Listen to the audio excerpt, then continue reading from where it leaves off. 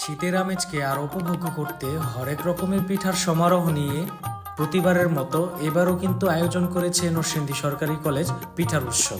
বিভিন্ন বিভাগ থেকে প্রায় 25টিরও বেশি স্টল দিয়ে এই পিঠা উৎসবে স্টুডেন্টরা কিন্তু অংশগ্রহণ করে।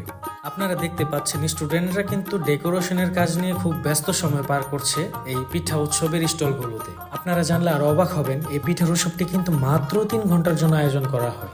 এই 3 ঘন্টার আয়োজনে স্টুডেন্টরা কত শত প্ল্যানিং করে বসে থাকে, যেমন সারা রাত পিঠা বানায়, কে কিভাবে স্টল সাজাবে সেই পরিকল্পনা করে কত শত আয়োজন এই 3 ঘন্টাকে ঘিরে।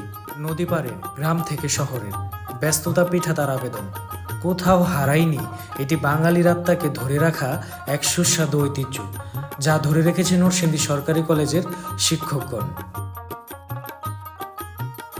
এই পিঠাগুলো দেখলেই মনে হয় পুরো শীতকালটাই যেন নরম তুলোর মতো মোলায়েম হয়ে উঠেছে। এর গন্ধে যেন মন ভালো হয়ে যায়। আয়োজকদের অনেক অনেক ধন্যবাদ, এবং যারা এই উৎসবের সাথে জড়িত ছিল তাদেরকেও ধন্যবাদ। এবং সামনে আবার হোক, আমরা যেন গিয়ে এই পিঠা উৎসব দেখতে পাই। সবাই ভালো থাকবেন। আসসালামু আলাইকুম।